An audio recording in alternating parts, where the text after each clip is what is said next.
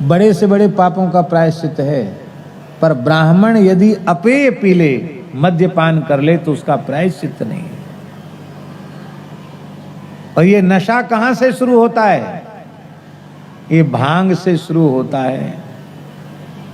और भांग तो सीधे शंकर जी की दुहाई हम लोग देते हैं, अरे महाराज भोले बाबा को बहुत प्रिय है। और देखो पंडित लोग जब अभिषेक कराते हैं, ओम मां विजयन धनु कप्रदिनो, बोले देखो मंत्र लिखा है विजयन धनु, इससे भांग अर्पित करते शंकर जी को।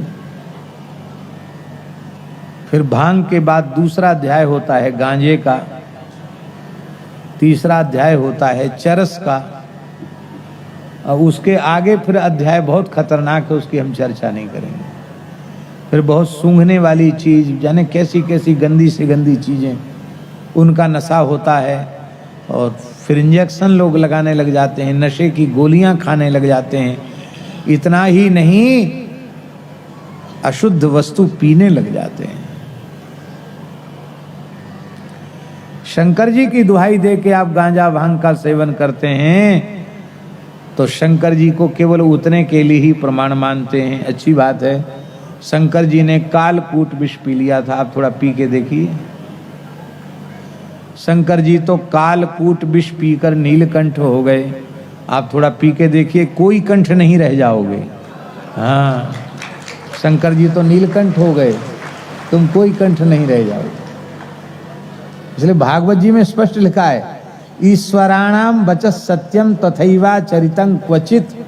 जो ईश्वर कोटि के महापुरुष होते हैं, उनका आचरण सामान्य लोगों के लिए अनुकरणीय नहीं होता है। जरत सकल सुर वृंद विषम गरल जेहि पान किय, तेहि न भजसि मति मंद, को कृपालु शंकर सरिस। बोलो नीलकंठ भगवान की जय। तो शंकर जी का तुम गांजा भांग वाला दुहाई दे रहे हो तो जहर भी पियो, जहर तो नहीं पियोगे, गांजा भांग पीने लग जाओगे। तमाकू खाना बहुत बड़ा पाप है, बहुत ध्यान से सुनो। पौराणिक आख्यान के अनुसार जब भगवान श्री कृष्ण अमृत कल्प वृक्ष लेने के लिए देवलोक गए, उस समय देवताओं का युद्ध हुआ, पुराणों में वर्णन है। उसमें देवताओं का पक्ष लेकर सुरभि गाय भी देवताओं के पक्ष से आई, देवताओं को बचाने के लिए। जैसे ही सुरभि को देखा भगवान ने, सो भगवान ने अपने धनुष की प्रत्यंचा उतार दी। बोले गाय के सामने हम हथियार नहीं उठा सकते, क्योंकि विप्रधेनु सुरसंत हित लीन मनुज अवतार हम नहीं उठा सकते। गरुड़ जी को बड़ा गुस्सा आया कि भगवान तो गौ ब्राह्मण के लिए अवतार लेते हैं, और ये सुरभि गैया, ये देवता रोए गए तो इनके पक्ष में आके खड़ी हो गई। ये भगे तब देवता भगे यहाँ से। तो गरुड़ जी ने धीरे से सुरभि को अपने पंख से स्पर्श किया, उससे सुरभि को कुछ चोट आई, और उसके शरीर से जो रक्त के कण धरती पर गिरे, उससे तंबाकू उत्पन्न हो गए।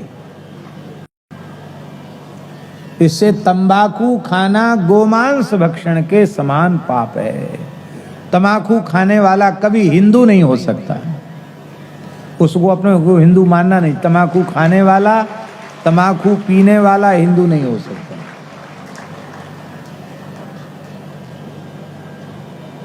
मंत्र सिद्धि नहीं होगी तंबाकू वाले। पता नहीं कहाँ का श्लोक है, पर धर्म संघ वाले गुरुजी कहते थे कि तंबाकू खाने वाले अथवा तंबाकू पीने वाले ब्राह्मण को दान देने वाला भी नरक जाता है। धूम्रपान रतम विप्रम यस्तु दानम प्रयच्छति, और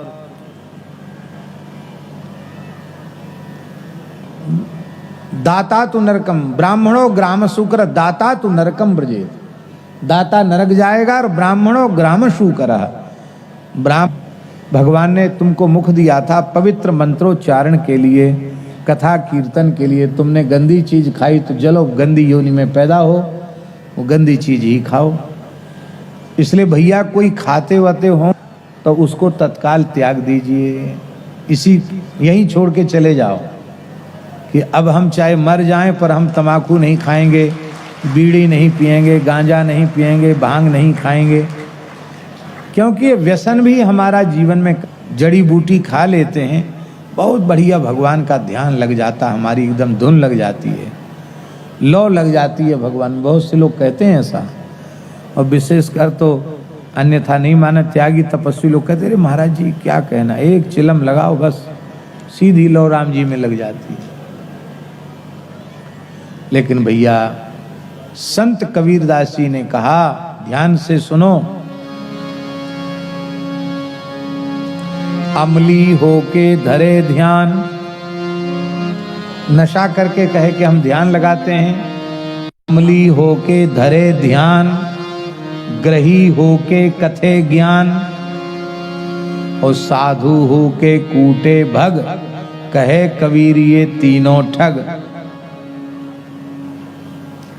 अमली होके ध्यान धरता है,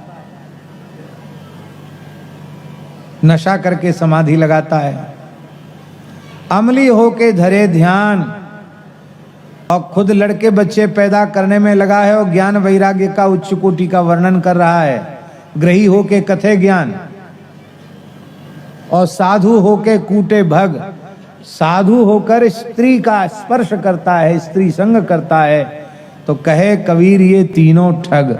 इन तीनों को ठग समझना चाहिए, इनको उत्तम नहीं मानना चाहिए।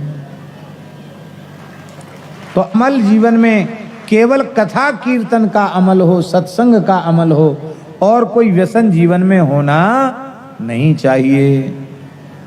हमारे महाराज जी बताते थे, भक्तमाली जी महाराज, कि अंग्रेजी शासन के काल की बात, बोले पहले तो हिंदू तमाकू की खेती नहीं करते थे,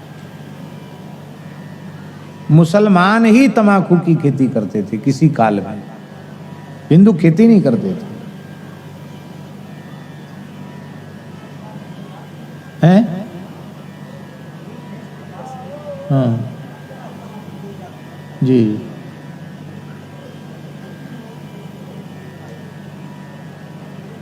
जी आप बता रहे हैं कि मुसलमानों के द्वारा खेती होती थी, आपको पूर्व की स्मृति है, उसके आधार पे आप बता रहे हैं।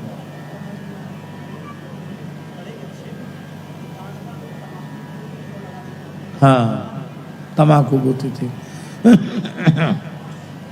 और तो और सुन लो, आपको सुन के ऐसा लगा, महाराज जी की आंखों देखी बात बता रहे हैं हम आपको। तमाकू के जब वो पत्ते पक जाते हैं तो उसको सुखाया जाता है, तो उसको सुखाते थे, और महाराज जी कहते हमने आंखों से देखी हुई बात बता रहे हैं। वो लवशंका करते तो एक गड्ढा में, घर में सब एक ही जगह लवशंका करते, और घड़ा में भर के उसी को उसमें सींच देते थे। मुसलमान नहीं, हाँ मुसलमान सब भर भर के उसी से उसको सींच देते, सूख जाता तो उसमें थोड़ी तेजी आ जाती है। वो आप उसको खा रहे हो, बोले हम तो बहुत श्रेष्ठ पंडित हैं, हम सरजू पारीण हैं, हम कान्यकुब्ज हैं, हम सनाढ़ हैं, हम गौड़ हैं। अरे भैया तुम आदमी नहीं हो, हैं? इतनी गंदी चीज तुम खा रहे हो। एक लड़के ने हमको दिखाया अपनी आंखों से, विद्यार्थी जीवन में, हाथी छाप एक आता था, अब आता कि पता नहीं, एक बड़ा पैकेट उसने खोला, आता है अभी भी, उसको खोल के दिखाया, उसमें एक इतना सा टुकड़ा निकला। तो हमने पूछा कैसी कचड़ा आ गया होगा, मैंने कहा नहीं ये तो गंदी चीज लग रही है। तो उस बालक की ही बात बता रहे हैं आपको, उस पर पानी डाला तो वो मल निकला, मनुष्य का मल निकला। वो उस लड़के की तंबाकू खाना छूट गई। मैंने कहा देख लो ये खा रहे हो तुम।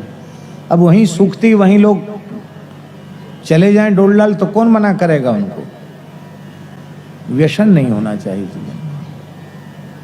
वैष्णव का धर्म क्या है, पुरुषोत्तम दास जी, जो वस्तु भगवान को भोग नहीं लग सकती है उसे आहार के रूप में नहीं लेना, भगवत प्रसाद का ही सेवन करना, चाहे अन्न हो जल हो। किसी भी भगवान के मंदिर में प्याज, लहसुन, गांजा, भांग, तमाकू, अफीम, इसका भोग कहीं लगते सुना है आपने, देखा है? जब भगवान ग्रहण नहीं करते तो हम भगवान कार्य करें, इसलिए इन वस्तुओं का त्याग कर देना चाहिए।